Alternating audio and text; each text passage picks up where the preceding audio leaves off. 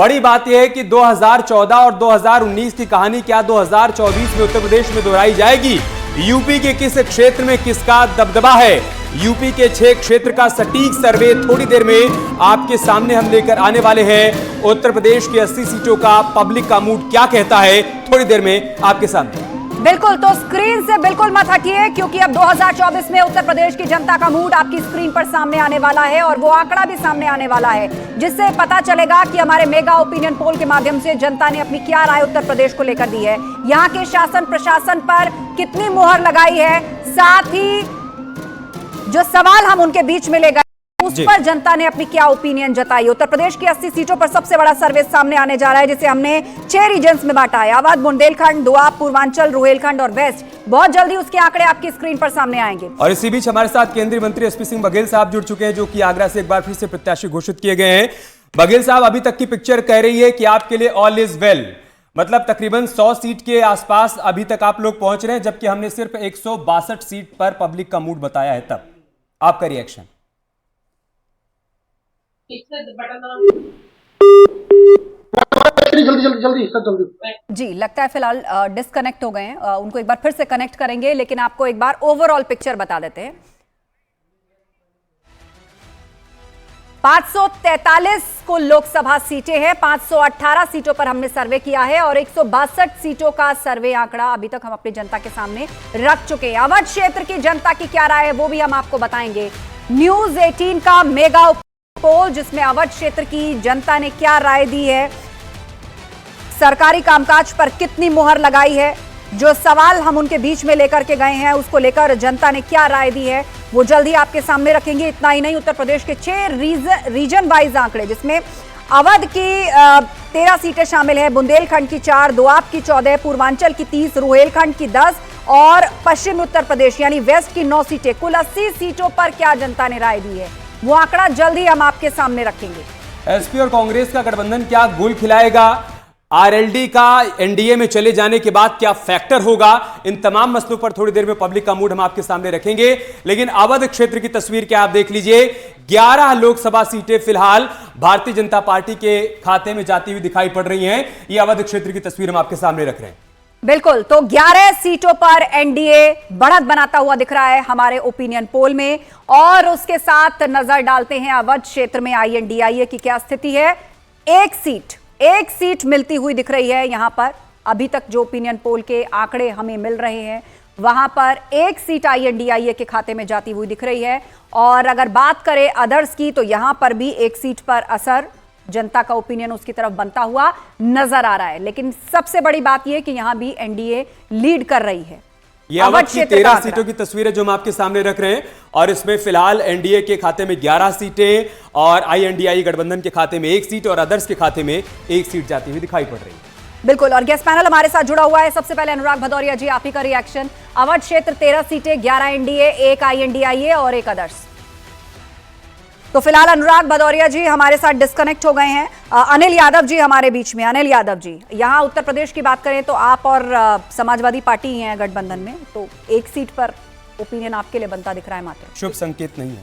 देखिए, मैं समझता हूं कि क्योंकि उत्तर प्रदेश की बात हो रही है, वो प्रदेश है जहां पर हर तबका परेशान है। आप पेपर लीक वाले जो घटना है वो किसी से छुपी तो नहीं है। 60 लाख परिवारों के बच्चों ने पेपर दिया और वो लीक हो गया। और एक तरफ राहुल गांधी जी हैं जो कह रहे हैं कि भाई मैं 30 लाख सरकारी नौकरी दूंगा। वो कह रहे हैं कि मैं 1 साल तक आपको परमानेंट नौकरी दूंगा सरकार की तरफ से, जिसमें आपकी ट्रेनिंग भी होगी और आपको स्टाइपेंड भी मिलेगा। तो जनता बताइए कैसे उनके साथ चली जाएगी? जनता तो इंडिया के साथ आएगी। ये जो मैथमेटिक्स आप दे रहे हैं ना, ये जो आपके आंकड़े हैं, मैं इनसे सहमत नहीं हूं। मेरा मानना है कि ये आंकड़ा उल्टा होने वाला है। बीजेपी को या एनडीए को 1 सीट मिलेगी और बाकी इंडिया गठबंधन के साथ। ठीक है, एसएन सिंह जी। आस्था जी, देखिए सही बात है, इन्होंने जो कहा उसको जनता मान जाती, लेकिन जनता देख चुकी है कि अगर हम राजस्थान में इनको देते हैं तो कैसे पेपर लीक हो जाता है।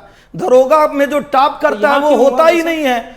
इनको पंजाब में जब इनकी सत्ता मिलती है तो मादक द्रव्यों की तस्करी बढ़ जाती है। यूपी में छत्तीसगढ़ में जब इनको सत्ता मिलती है तो गेम से लेकर गोबर तक घोटाले हो जाते हैं। और उत्तर प्रदेश में इनका कुछ है ही नहीं। और मैं तो कह रहा हूं उत्तर प्रदेश में आप देखिए 6.5 लाख प्रत्यक्ष रोजगार ऐसा उत्तर प्रदेश की सरकार दे रही है कि प्रदेश की जनता आस्था जी कह रही है कि ऐसी सरकार चाहिए जहां कोई पैसा नहीं चले। इनकी सरकार जब थी, इनकी मिलीजुली सरकार समाजवादी पार्टी की थी, तो इटावा से तय होता था किसका नाम आएगा। एसडीएम की माफी के साथ आपको रोक रहा हूं, माफी के साथ आपको रोक रहा हूं। सिंह साहब, एसपी सिंह बघेल साहब जुड़ चुके हैं, केंद्रीय मंत्री भी हैं और आगरा से एक बार फिर से प्रत्याशी हैं। बघेल साहब, अगर आपको आवाज मिल पा रही हो, पिछली बार आप तक मेरा सवाल पहुंच नहीं पाया था, अभी तक की तस्वीरें बता रही है कि आपके लिए शुभ संकेत है। 97 सीटों पर कमल खिल रहा है। 162 सीटों पर पब्लिक का मूड ये कह रहा है कि 97 सीटों पर हम कमल खिला रहे हैं। और उत्तर प्रदेश में अवध क्षेत्र की बात करें तो 11 सीटों पर एनडीए को जीत मिलती हुई दिखाई पड़ रही है। आपकी प्रतिक्रिया? मेरी प्रतिक्रिया यह है कि जो फौजें शांति काल में पसीना बहा लेती हैं, उन्हें युद्ध में पसीना खून बहाने की आवश्यकता नहीं होती है। संगठन सेवा ही संगठन के तर्ज पर भारतीय जनता पार्टी के लोग काम करते रहे हैं। बूथ अध्यक्ष से लेकर राष्ट्रीय अध्यक्ष की परिश्रम की पराकाष्ठा हमारे प्रधानमंत्री जी की लोक कल्याणकारी योजना और राज्य की योजनाएं और उत्तर प्रदेश सरकार का लॉ एंड ऑर्डर, ये सब मिलाकर के निश्चित तौर से कमल खिलेगा और 400 पार एनडीए और 370 पार भारतीय जनता पार्टी आएगी। ठीक है, आप एनडीए गठबंधन की अगर बात है तो जी दुश्मन हमारे दोस्त के सिद्धांत पर दोनों गठबंधन की बात करेंगे, ऐसे ही शेख ले रहा। लेकिन सबसे खतरनाक गठबंधन था जो 2019 में सपा बसपा का गठबंधन था। दोनों नेताओं में वो सार्थक करने की क्षमता थी। इसके बावजूद भारतीय जनता पार्टी मत हासिल किया था और पुनाई सिंह जी के डॉक्टर ने दैनिक टेबल से नक्शा रख करके 5 सीटें चुनी। एक फिरोजाबाद, एक बदायूं, एक मैनपुरी। और दूसरे साथ मुझे करना पड़ रहा है कि डिम्पल यादव जी मायावती जी से 1 लाख वोट लेने के बावजूद भी कन्नौज से हारे। अक्षय यादव बहन जी से 1.5 लाख वोट लेने के बाद फिरोजाबाद आ रहे हैं। धर्मेंद्र यादव की पसंदीदा सीट पर बदायूं से हारे। आजमगढ़ में जरूर अखिलेश यादव जी जीते थे और नेताजी मैनपुरी से जीते थे। एक लोकसभा में हमने आजमगढ़ भी ले ली और रामपुर भी ले ली। तो मेरा कहने का मतलब है कि सपा बसपा के गठबंधन के बावजूद प्रमुख 5 सीटों पर सेठी परिवार के 500 जोड़े और 3 चुनाव हारे और चौथी सीट को हमने बाई इलेक्शन में आजमगढ़ की ले ली है। और राजनीति में 2 चार नहीं होते हैं। जब सपा का गठबंधन हुआ था तो किसी लोकसभा पे 1 लाख डालते थे तो सपा के गठबंधन के साथ वो वोट 1.25 लाख में परिवर्तित हो गया था। इसके बावजूद जो है Samajwadi party beggars can't be choosers, वो तो अपनी पसंदीदा टॉप 5 सीटों पर लड़के टॉप 3 लीडर करके हारे।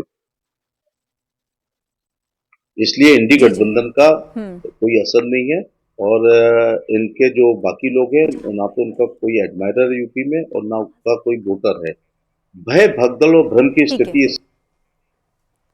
ठीक है, रुक करेंगे। हमारे सहयोगी निखिल जुड़े हुए हैं हमारे साथ, मेरठ से हमारे सहयोगी, और उनके साथ मेरठ की जनता भी है। निखिल, अवध क्षेत्र का हमने अभी डेटा सामने रखा है और वहां पर भी एनडीए जो है वो ज्यादा सीटों के साथ लीड कर रही है। 1 सीट आईएनडीआईए के खाते में जा रही है, अदर्स के खाते में 1 सीट जा रही है और 11 सीटें जो है वो एनडीए के खाते में जाती दिख रही हैं। पश्चिम उत्तर प्रदेश को 6 रीजन्स में बांट के अब बात कर रहे हैं। अवध का फिलहाल डेटा आया है, जनता से उनकी राय पूछिए। जय श्री राम। देखिए, हमारे साथ कैंट विधायक अमित अग्रवाल हैं जो पश्चिम की 8 सीटों पर ये बता रहे हैं कि क्या माहौल है। आप जगह जगह घूमते हैं, क्या माहौल है पश्चिम की सीटों पर? माहौल अब की बार 400 पार का माहौल है। एक बार फिर मोदी सरकार का माहौल है। वजह क्या है? मतलब पश्चिम में विकास जिस तरह से हुआ है, अगर आप रैपिड की बात करो, अगर आप एक्सप्रेसवे की बात करो, तो तमाम चीजें मेरठ की तरफ आ रही हैं। तो पश्चिम में लोग किस मूड को लेकर वोट कर रहे हैं? अब हम तो कहते हैं कि दिल्ली दूर नहीं। एक स्वतंत्रता संग्राम जब चला था तब आंदोलन में नारा लगा था दिल्ली दूर नहीं, लेकिन वास्तव में दिल्ली अब दूर नहीं। हमको लगता है कि अब हम दिल्ली में शामिल हो गए। इतना विकास मेरठ की तरफ दौड़ा है। पश्चिम में कौन आरएलडी का गठबंधन का इम्पैक्ट आ रहा है? निश्चित रूप से थोड़ा बहुत जो हमारा नुकसान होता था वो आरएलडी के मिलने के बाद अब कोई तो सामने रहा नहीं। सही बात तो ये है, इंडी वालों को तो कैंडिडेट भी नहीं मिल रहे। इंडी वाले को कैंडिडेट नहीं मिल रहे हैं, ढूंढते फिर रहे हैं। बसपा को कैंडिडेट नहीं मिल रहे हैं, ढूंढते फिर रहे हैं। घर सोते हुए को जाके जगा के पूछ रहे हैं, तू लड़ेगा क्या? आपको, आप सारे दिन घूमते हो, कोई नाम सामने आया क्या मजबूत नाम? कोई? जनता क्या कह रही है? जनता तो कह रही है आपकी बार 400 पार, मोदी सरकार जनता तो साफ कह रही है। और ये तो नारा 400 पार है, एक नारा है, ये कहीं 450 450 ना पहुंच जाए। लेकिन मुद्दा क्या है इस बार संकल्प पत्र में? ऐसा क्या होगा जो पश्चिम को फायदा होगा? मुद्दा जो है, एक तो है मुद्दा बिल्कुल निखिल, लौटेंगे आपके पास। और इस वक्त बड़ी खबर आ रही है, बड़ी खबर उत्तर प्रदेश में क्या है जनता का मूड। सबसे बड़ा प्रदेश पॉलिटिकल के नजरिए से तो उत्तर प्रदेश में जनता का मूड क्या है। अलग अलग क्षेत्रों में हमने पूरे उत्तर प्रदेश को विभाजित किया और फिर इन क्षेत्रों में गए लोगों के बीच उनके सामने सवाल रखे और जो मूड सामने आया है वो आपको बता देते हैं। सबसे पहले अवध क्षेत्र की बात कर लेते हैं। देखिए न्यूज 18 का सबसे बड़ा ओपिनियन पोल, अवध क्षेत्र में जो 13 सीटें आती हैं इस पर पब्लिक की क्या राय रही है ये हम आपको दिखाते हैं। तो 13 सीट अवध क्षेत्र में और इन 13 सीटों पर जो न्यूज 18 का मेगा ओपिनियन पोल इस दौरान लोगों ने अपने जो मत रखे हैं वो अब हम क्लियर करने वाले हैं। बिल्कुल, और 6 क्षेत्रों में 6 रीजन्स के अंदर हमने उत्तर प्रदेश को बांटा है और ये अवध क्षेत्र की 13 सीटें थी जिनमें से 11 एनडीए, 1 INDIA और 1 अदर्स के खाते में जाती हुई दिख रही हैं। और एक एक करके वो तमाम सवाल और कुल सीटों का आंकड़ा हम आपके सामने रखने जा रहे हैं। अवध क्षेत्र का डेटा हमने आपको दिखाया और उसके बाद अब हम बात करेंगे कि किस तरीके से ये डेटा स्प्लिट होता दिख रहा है। आपकी स्क्रीन पर है INDIA 1 सीट, समाजवादी पार्टी और कांग्रेस का गठबंधन है, 1 सीट पर ओपिनियन उसके पक्ष में बन रहा है। बसपा के पक्ष में भी एक ओपिनियन बन रहा है अवध क्षेत्र से। अब आप की स्क्रीन पर सामने है और लेकिन सबसे ज्यादा एनडीए को यहां पे फायदा होता नजर आ रहा है। 11 सीटों पर उसके पक्ष में ओपिनियन बनता हुआ यहां नजर आ रहा है। यानी तो कि एक बार फिर से अवध 13 क्षेत्र का डेटा हम आपको दिखा रहे हैं। 13 में 11 एनडीए के पास जाता दिख रहा है ओपिनियन पोल के हिसाब से। वहीं इंडी गठबंधन जिसमें समाजवादी पार्टी और कांग्रेस एक साथ है, उनके खाते में 1 सीट जाती दिख रही है। बीएसपी के खाते में भी 1 सीट जाती दिख रही है। न्यूज 18 का सबसे बड़ा ओपिनियन पोल 6 रीजन में पूरे उत्तर प्रदेश को बांटा है। अवध क्षेत्र की बात की जाए 13 सीट अवध क्षेत्र में और इन 13 में 11 पर जनता, पब्लिक का मूड, जनता का मूड, मतदाताओं का मूड वो एनडीए के साथ जाता दिख रहा है।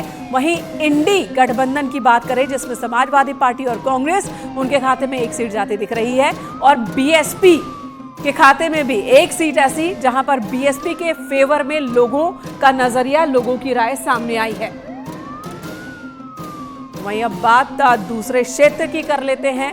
बिल्कुल, और इस बीच बड़ी खबर आ रही है। बड़ी खबर यह कि बुंदेलखंड में क्या जनता ने अपनी राय दी है। बुंदेलखंड में कुल सीट है 4। बुंदेलखंड की जनता का क्या ओपिनियन है वो हम आपको दिखाने जा रहे हैं। बहुत जल्द वो डेटा पीसीआर फ्लैश करिए हमारी जनता के लिए। वो डेटा क्या है? 4 सीट है, कुल सीट है 4 और 4 की 4 यहाँ एनडीए के खाते में जाती हुई दिख रही हैं। चारों ही सीट पर जो ओपिनियन बन रहा है वो एनडीए के फेवर में बन रहा है। बात चाहे INDIA गठबंधन की हो या अदर्स की हो, दोनों का खाता भी खुलता हुआ नजर नहीं आ रहा। यानी कि बुंदेलखंड में विपक्ष के लिए सूखे की स्थिति दिख रही है।